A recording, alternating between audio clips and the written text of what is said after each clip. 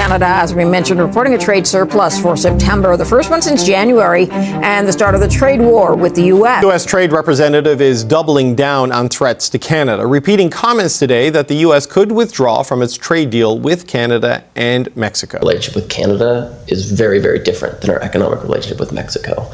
The labor situation's different. The import-export profile is different. Canada's been very bad to us on trade. You know, we just don't need their product. And yet they survive off the fact that we do 95% of what they do. Why would we pay $200 billion a year in subsidies to Canada? So I think Canada is going to be a very serious contender to be our 51st state. The lights in Washington burned late into the night, not with celebration, but with calculation. Briefing rooms filled and emptied. Draft statements were rewritten. Advisors leaned over polished tables, weighing words that could ripple far beyond the Potomac. Something was shifting, and those closest to power felt it before the public ever would. This was not a routine disagreement. This was pressure being prepared, quietly and deliberately, against a neighbor long assumed to be immovable. Canada had always been there, reliable, predictable, integrated so deeply into the American economic bloodstream that disentanglement seemed unthinkable. That assumption had shaped decades of policy, but now the tone hardened. Warnings were issued behind closed doors, then more openly, trade measures were floated. Clauses of the USMCA were questioned, not rewritten, but held up as leverage. The message was carefully framed, yet unmistakable.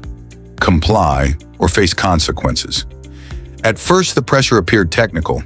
Reviews of market access, concerns over industrial policy, complaints about subsidies and procurement rules. But beneath the procedural language sat something more forceful. Washington wanted alignment on its terms, at its pace, under its strategic priorities. Canada was expected to adjust. It always had before. The logic seemed airtight.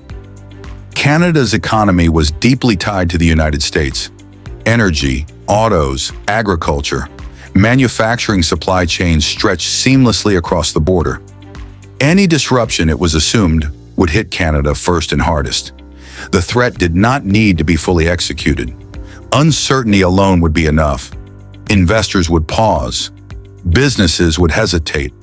Ottawa would feel the pressure and move to defuse it. Inside Washington, this was not viewed as escalation, but correction. A reminder of scale and gravity. The United States, after all, remained the largest market Canada had. The assumption was not arrogance so much as institutional memory. Pressure had worked before, but something unexpected happened. Not immediately, not loudly. There was no dramatic announcement or retaliatory speech. Instead, there was silence. And then movement, quiet and deliberate, far from Washington's line of sight. In Ottawa, the response was not framed as defiance. It was framed as adjustment. Trade missions shifted direction. Conversations with Europe deepened. Existing agreements that had once been treated as secondary began to carry new weight. Asia-Pacific partners were no longer discussed as future options, but as present necessities. The rhetoric remained calm, almost restrained, but the machinery of economic policy began to turn. Canadian firms, sensing the change in tone south of the border, did not wait for clarity. They reevaluated exposure. Supply chains that had once flowed naturally through U.S. hubs began to reroute. Components were sourced differently. Contracts were renegotiated. Warehousing, logistics, and financing adapted in small increments that, taken together, formed a strategic pivot. Foreign capital noticed, not because Canada promised confrontation, but because it promised stability. As uncertainty crept into U.S. trade policy discourse, Canada emphasized predictability. Regulatory frameworks were reinforced. Long-term industrial strategies were clarified.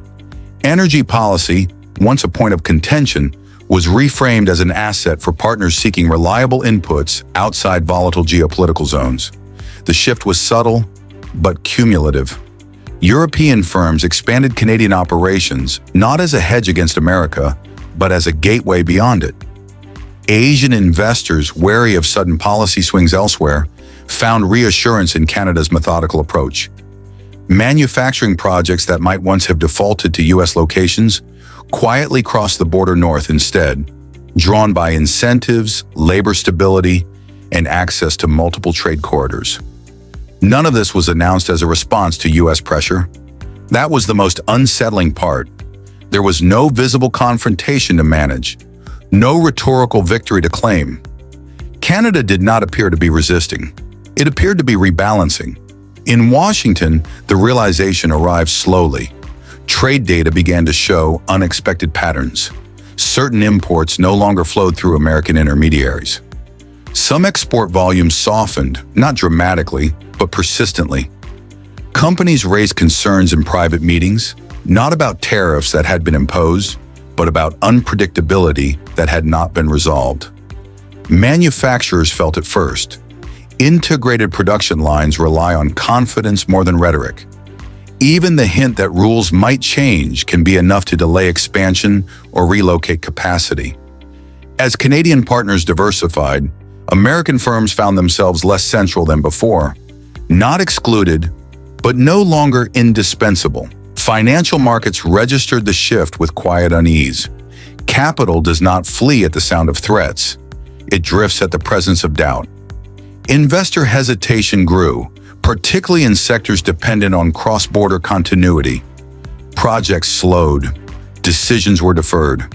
The pressure meant to discipline an external partner began to echo inward. Politically, the narrative remained controlled.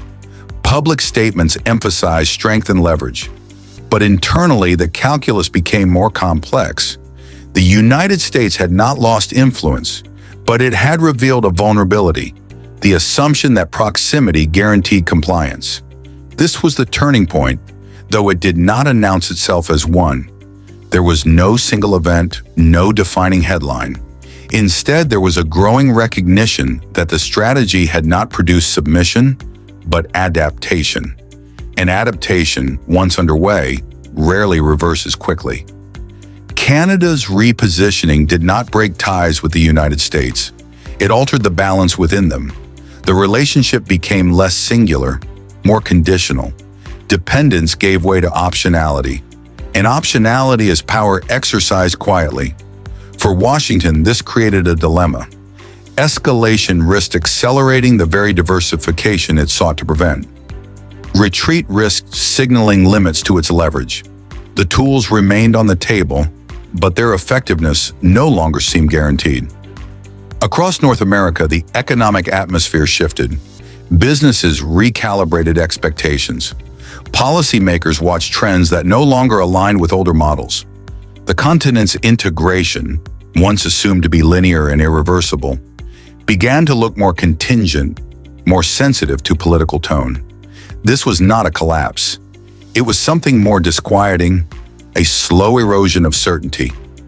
Pressure applied outward had introduced friction inward, and the system responded not with resistance, but with reconfiguration. In quiet offices far from cameras, officials began asking different questions. Not how to compel alignment, but how much alignment could still be assumed. Not whether Canada would respond, but whether it already had. The tension remains unresolved. The tools of pressure have not disappeared. The incentives for cooperation still exist. But the moment of unquestioned leverage has passed, replaced by something less visible and more complex. As Washington weighs its next move, the map it once relied on looks slightly altered. Borders remain the same. Agreements remain in force. Yet beneath the surface, the balance has shifted in ways that are difficult to reverse and impossible to ignore. What began as a warning has become a lesson, unfolding in real time, with consequences that extend beyond tariffs or treaties. The question now is not who won or lost this exchange, but what kind of relationship will emerge from it, and whether the forces set in motion can still be guided, or whether they will continue on paths neither side fully intended. The lights in Washington are still on, but the calculations have changed.